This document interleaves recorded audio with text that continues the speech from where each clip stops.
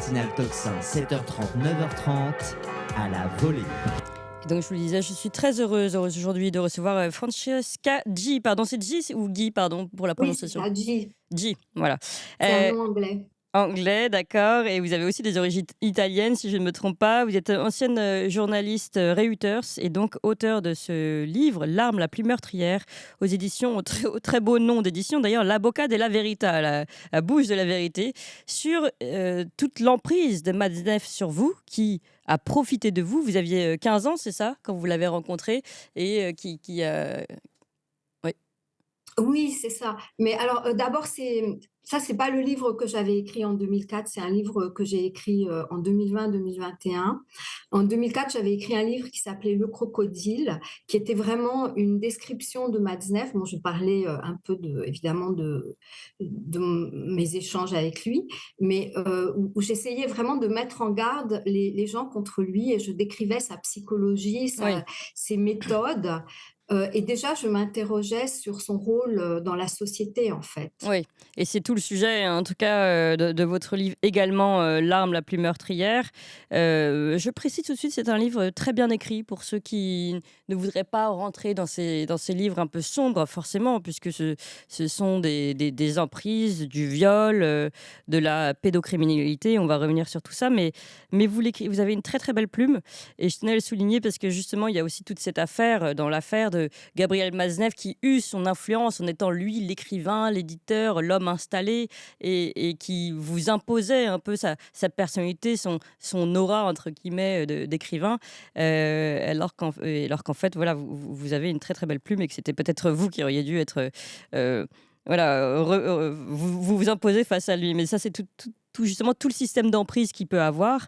Et je trouve ça particulièrement intéressant. D'abord, je découvre votre livre. Je vous ai découvert à travers des tweets. Vous réagissez beaucoup en ce moment à l'affaire des hommes de la rue du Bac. Je précise, hein, c'est une série, on avait un peu parlé avec Karl Zéro récemment, une série d'enquêtes révélées par Libération à partir des révélations d'Inès Chatin, qui a été elle aussi la victime de Gabriel Matzneff, qui a été la victime de son propre père adoptif, Jean-François Lemaire, qui est médecin, qui a été la victime de Claude Imbert, fondateur du Point, et de l'académicien Jean-François Revel. Et tout ça donc fait l'objet d'une enquête préliminaire depuis le mois d'octobre 2023. Et à chaque fois, on revoit, et c'est ça ce que je voudrais voir avec vous, Francesca G, on revoit finalement ce même système, hein. Gabriel Matzneff d'ailleurs au cœur du réseau, mais il n'y a pas que lui. Euh, un fonctionnement d'hommes qui se tiennent les uns les autres, qui s'aident les uns les autres dans leur carrière, dans leur influence, mais également qui sont ensemble dans des réseaux, ben, on peut le dire, pédocriminels, certaines fois avec des adoptions d'enfants, comme ça a été le cas d'Inès Chatin. Donc il y a même tout un réseau de familles adoptives assez glauques, on va y revenir. Et puis donc ces orgies presque, on avait dire, hein, qu'il faisait avec des enfants, des jeux sexuels, des pénétrations, ce que révèle le journal Libération, hein, des pénétrations réalisées avec des objets métalliques, le tout masqué de noir avec des capes, faisant des références gréco-romaines. Enfin, voilà, tout ce côté rituel aussi que vous racontez également, les rituels dans votre livre. Francesca G, justement, est-ce que ça secoue quelque chose en vous de retrouver maintenant ces articles et cette révélation des hommes de la rue du Bac de Libération? Alors non, pas du tout, pour deux raisons. D'une part, parce que j'ai participé à l'enquête d'Inès Chatin avec elle entre décembre 2022 et septembre-octobre 2023.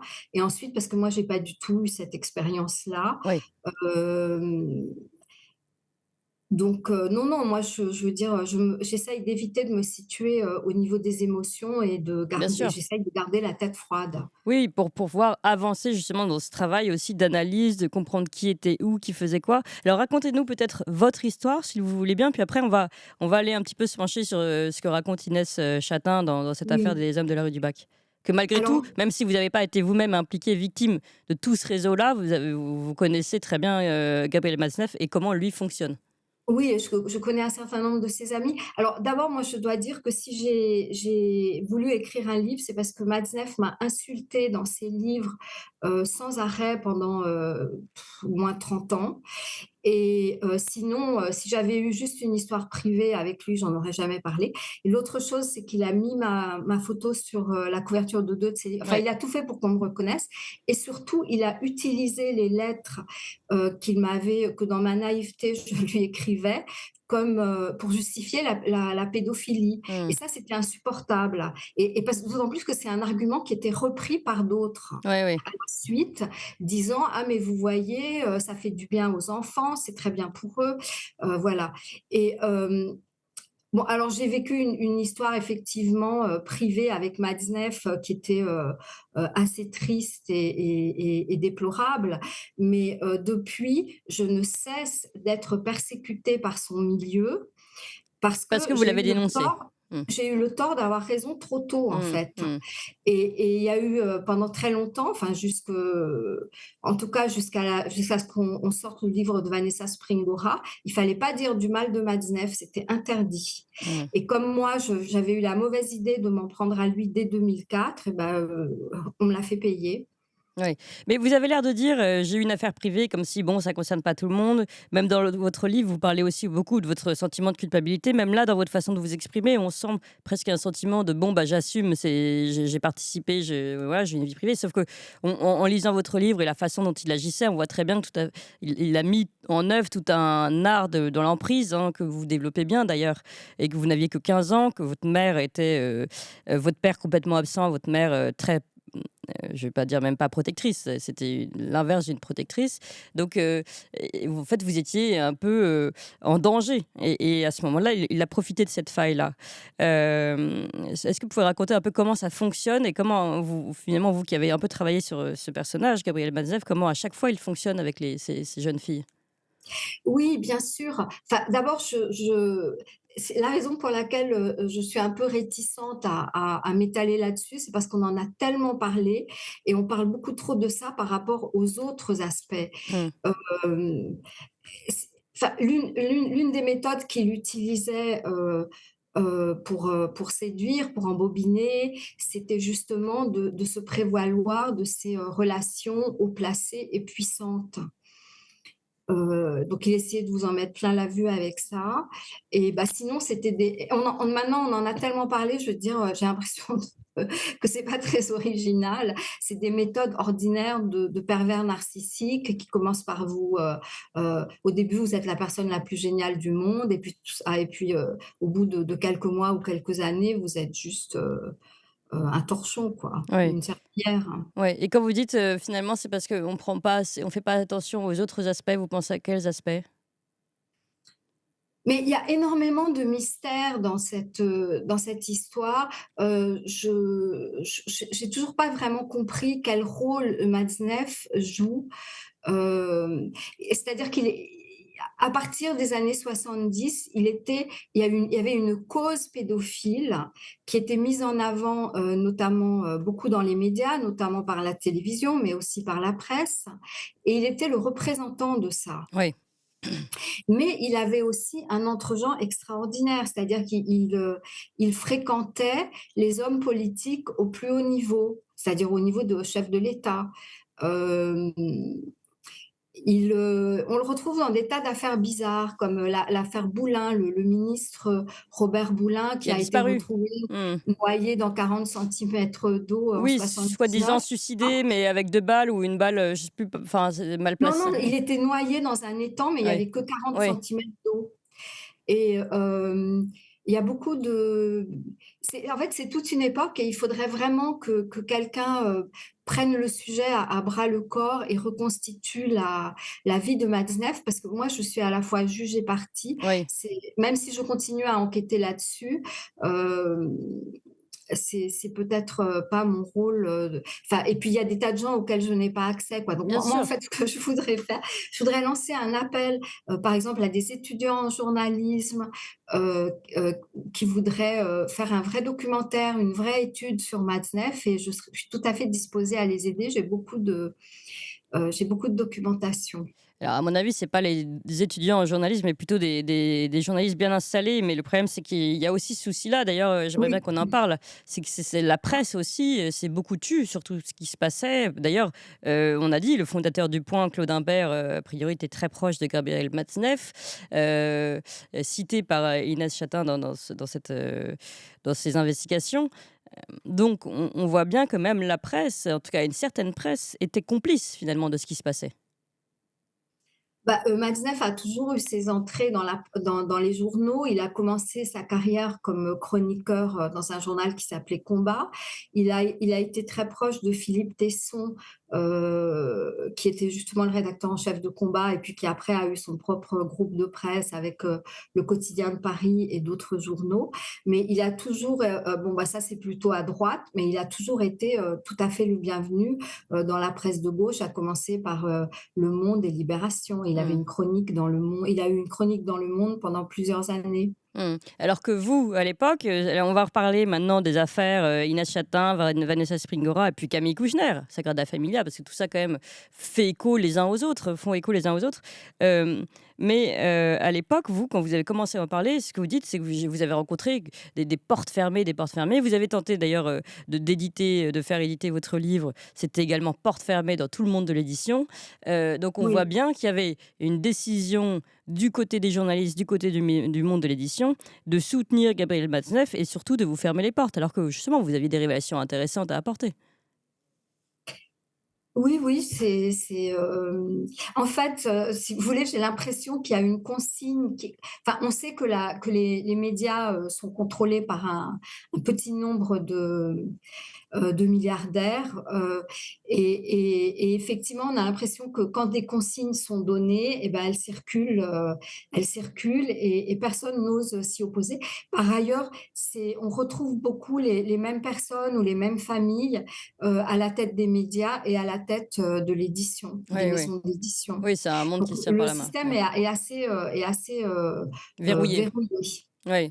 Alors, revenons un petit peu pour mieux comprendre justement ce lien entre ce réseau qui peut exister. Alors, on peut l'appeler pédocriminel, pédophile, à tendance pédophile. Voilà, chacun, en fonction aussi des personnalités, pour attribuer le terme qu'il souhaite. Mais malgré tout, un réseau douteux.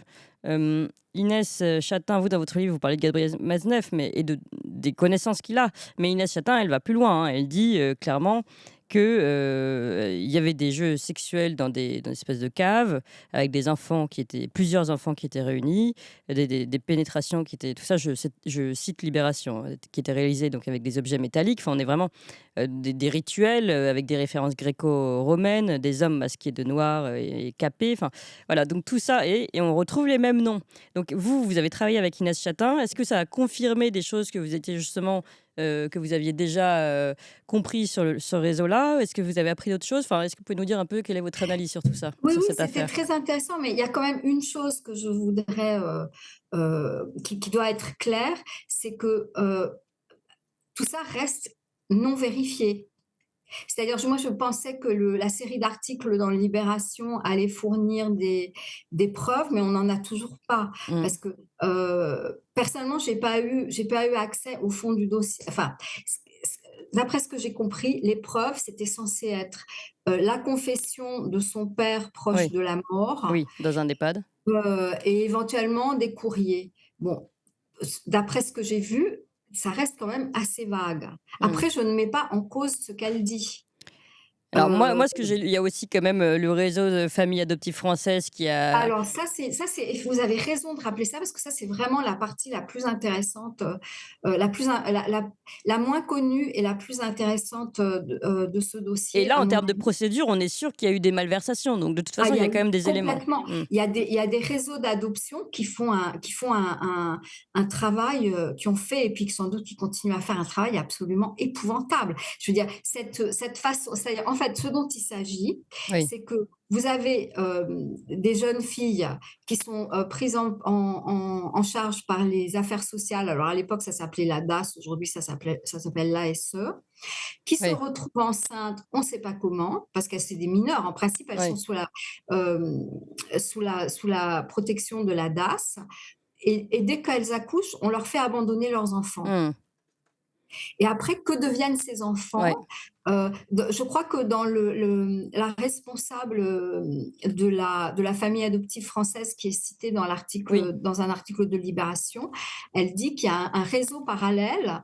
Je ne sais plus quel terme elle utilise, mais Une euh, filière parallèle de recueil d'enfants, je crois que c'est le terme qu'elle voilà, utilise dans c'est les années incroyable. 70. Ouais, ouais, et Et ça, c'est la l'autre chose, directrice ouais, actuelle, ouais, qui le dit. et l'autre chose intéressante qu'a trouvé Inès, c'est que beaucoup de la majorité, je crois que c'était 60% des adoptants euh, sont dans le beau temps mondain. Mmh. Donc c'est vraiment c'est une filière tout à fait privilégiée. euh, sur laquelle en fait et puis vous comprenez bien que les assistantes sociales ne se rendent pas chez ces gens-là pour voir comment ça se passe après. Ouais. Est-ce Ce que sont vous des gens qui sont protégés de ça. Donc moi, je dis pas du tout que la plupart d'entre eux ou, ou quoi ou qu'est-ce soient des violeurs, absolument pas. Mais il y a une instrumentalisation de ces adoptions et il y a aucune surveillance par ouais, derrière. c'est ça. C'est-à-dire que là, ce qu'on a compris en tout cas, visiblement, c'était pas le cas d'Inès Chatin. Il y a des adoptions avec des dossiers qui tiennent pas du tout la route, d'ailleurs qui ne respectent pas la procédure. La mère, qui a abandonné l'enfant, qui le récupère, qui va l'emmener quelque part. Enfin bon, bref, c'est du n'importe quoi. Hem, rien ne tient. D'ailleurs, on voit déjà que l'avocat qui valide, la procédure d'adoption, c'est l'avocat qui ensuite est, accusé par Inès Chatin. Vous avez raison de préciser que pour le moment, on n'en est qu'au stade de l'enquête, préliminaire, et des accusations d'Inès Chatin. Seulement, c'est vrai que ce sont des noms qu'on peut, alors ceux-là, on les avait pas forcément toujours entendus, mais vous confirmez en tout cas que ce réseau, vous le connaissiez de Gabriel Matzneff? Alors moi, c'est en fait la raison pour laquelle j'ai été contactée Oui, par les avocats d'Inès au Chatin. départ, c'est parce qu'ils voulaient savoir si je connaissais justement le maire, Humbert et compagnie. Mmh. Il se trouve que je ne les ai jamais rencontrés, que j'ai connu, enfin je connaissais certains amis de Matzneff, mais ceux-là, je ne les ai jamais croisés. Du coup, j'ai oublié quel était le début de votre Non, non, mais question. justement, c'est si vous connaissez aussi le réseau Gabriel Matzneff, si vous aviez eu, vent d'un éventuel, carrément réseau, criminel là, pour le coup, avec plusieurs enfants qui étaient réunis et cetera. Est-ce que c'est des choses dont vous aviez entendu parler? Est-ce que Non, c'est à jamais. C'est pour ça que c'était très surprenant d'entendre parler de ça. Heu, bon, enfin, on imagine que personne ne s'en serait vanté de toute façon. Enfin, oui, non, mais c'était ça, c'est tellement sûr, ouais. voilà, c'est-à-dire que Matzneff, il avait on lui laissait dire, qu'il avait des liaisons avec des mineurs en France et et qu'il se payait des petits prostituées des 2 sexes dans les pays, du Mmh, tiers-monde. Mais mmh. évidemment, s'il s'était mis à raconter, lui ou un autre, s'il s'était mis à raconter ça, dans les médias, ça serait quand même très, très mal passé. Ouais. Alors sinon, il y a encore 2 autres affaires qui sont sorties. Évidemment, Vanessa Springora. Alors là, c'est vraiment, le consentement, toujours sur l'emprise de Gabriel Matzneff. Là, pareil, est-ce que vous êtes reconnus? Est-ce que vous avez vu des choses communes et des choses différentes que vous avez peut-être pu apprendre de son livre? Alors d'abord, en fait, Springora ne dit rien de nouveau dans son livre parce que tout ce qu'elle dit avait déjà été publié par Matzneff lui-même. Bon, après, sur le modus operandi, oui, effectivement, c'est exactement la même chose. Mais alors, il faut quand même souligner, d'une part, que Vanessa Springora appartient à 100% au milieu, puisqu'elle est elle-même éditrice, née dans le milieu de l'édition, qu'elle a ensuite retrouvé quand elle avait, je ne sais pas, 30, 40 ans pour y faire carrière. Et que ce n'est pas pour rien qu'on l'a choisie, elle, pour faire sortir toute cette histoire. C'est-à-dire, qu'est-ce que vous voulez dire par là? Vous voulez dire que finalement, on savait que d'une certaine façon, ce serait un peu plus feutré, peut-être un peu moins dur que si c'était quelqu'un qui venait pas du milieu, qui aurait balancé plus de Bah, choses? disons que en plus, si vous voulez, elle avait eu une promotion professionnelle juste avant la sortie de son livre. Mmh. Donc, enfin, elle allait pas cracher dans la soupe, pour parler très vulgairement. Oui.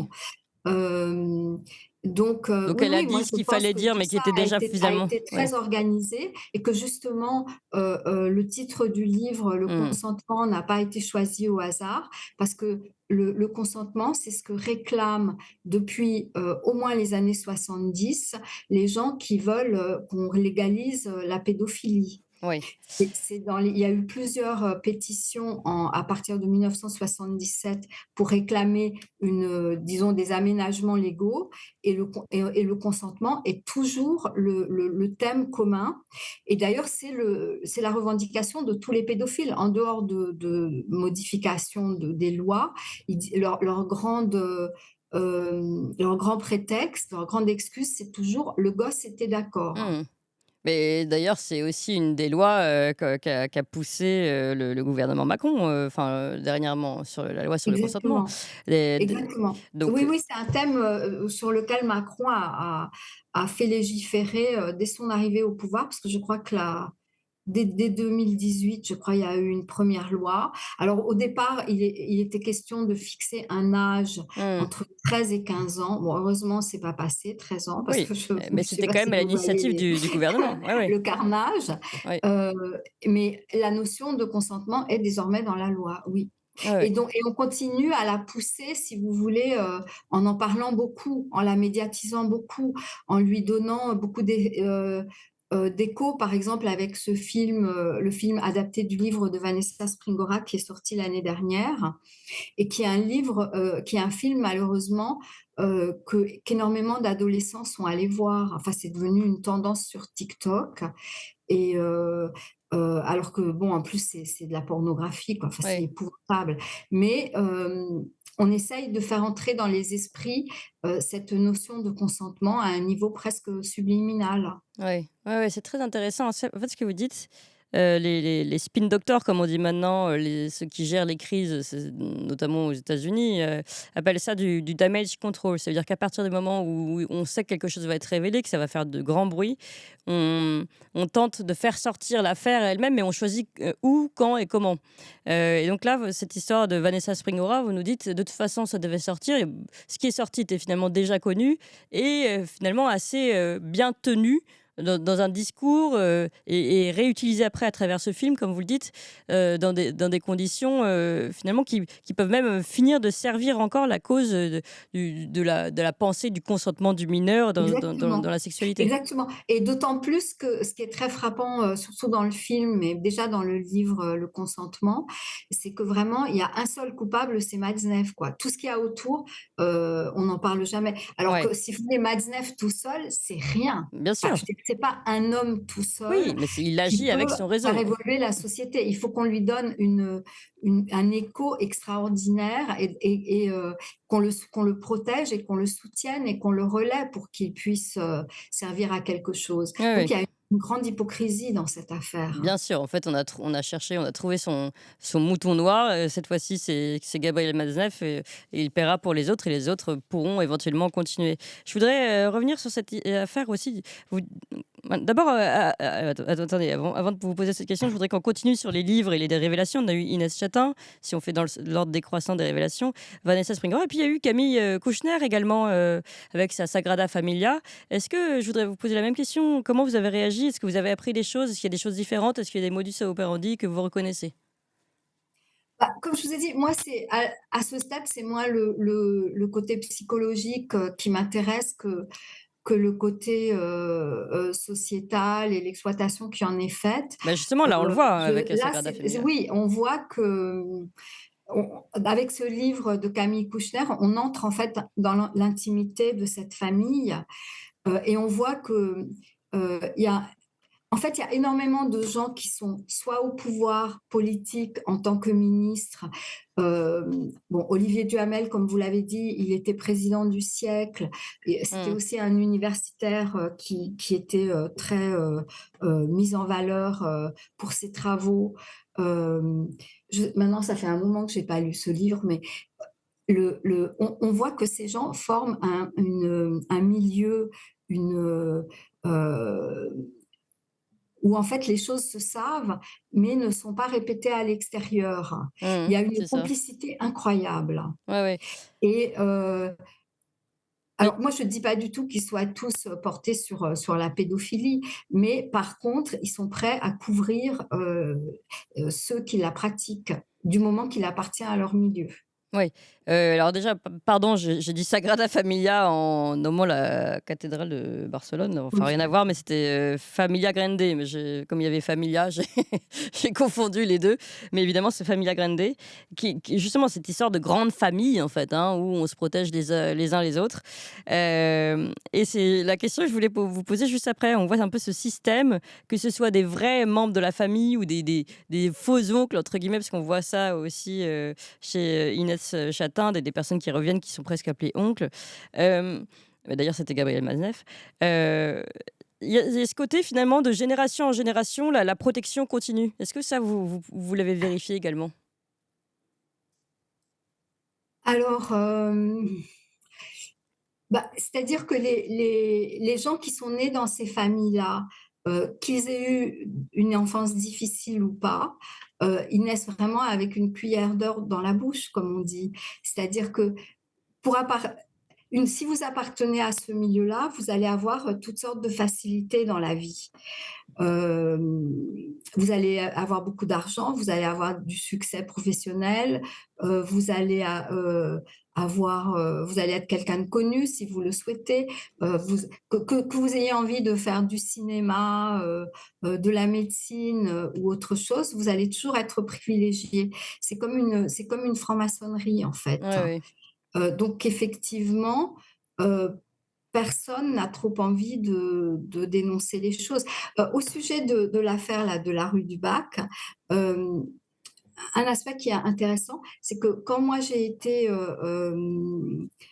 alertée, enfin, ou contactée à ce sujet, euh, France 2 était en train d'enquêter là-dessus, justement. Et pour autant que je sache, ils ne se sentaient pas en mesure de sortir l'affaire parce que pour eux, ça manquait justement de preuves. Mm. Donc, ça serait très intéressant de voir si on va avoir un reportage sur France 2 là-dessus ou pas. Ouais, ouais, ouais, mais c'est toujours le problème du manque de preuves. Aussi, peut-être parce que beaucoup de témoins, ça c'est ce que raconte Camille Kouchner dans son livre, qui est très fort et je recommande à tout le monde, où elle montre bien que le moment où elle a voulu dire attention, il y a un problème avec son père adoptif, elle encore Olivier Duhamel, le moment où elle a fait ses révélations, eh bien, tout le clan, entre guillemets, de la famille Grande s'est retourné contre elle. Mm. Et toutes les personnes qui tentaient de dire d'avoir le même son de cloche, dont je rappelle quand même Marie-France Pizier, donc sa tante, qui elle est morte dans des conditions très étranges aussi. Vous parliez des conditions étranges, là il y a quand même des conditions très étranges. Elle a été retrouvée dans une piscine, coincée sous une chaise dans une piscine. Alors on dit qu'elle s'est noyée, mais bon, comment elle est arrivée sous la chaise dans la piscine? Bon, bref. Une enquête qui n'a jamais été menée à bout. Et tout ça, à chaque fois, on voit cette omerta, ce silence, en fait, qui ne permet pas d'avancer. En fait, c'est pour ça que je parlais de protection tout à l'heure. Il y a vraiment un cadre comme ça, comme une grande famille qui se protège. Alors, vous parliez de la franc-maçonnerie, c'est peut-être autre chose, mais et même parfois des enfants victimes ont du mal ensuite à creuser l'abcès et à sortir de tout ça. Oui, mais d'ailleurs, vous avez dit que Olivier Duhamel était le père adoptif. En fait, il n'est pas le père Oui, le adoptif. beau-père, pardon, Il est le beau-père, vous avez mais raison. il est aussi un père adoptif parce qu'il a adopté deux Ouais. enfants. Enfin, on se demande aussi par quelle raison, mais c'est des enfants d'Amérique du Sud. Mm. Donc, et ces enfants ont absolument refusé de parler. Il y en a un qui avait l'air quand même d'avoir beaucoup de problèmes, hein, Ouais. son fils. Euh, mais comme vous dites, c'est l'omerta parce il y a beaucoup trop à perdre.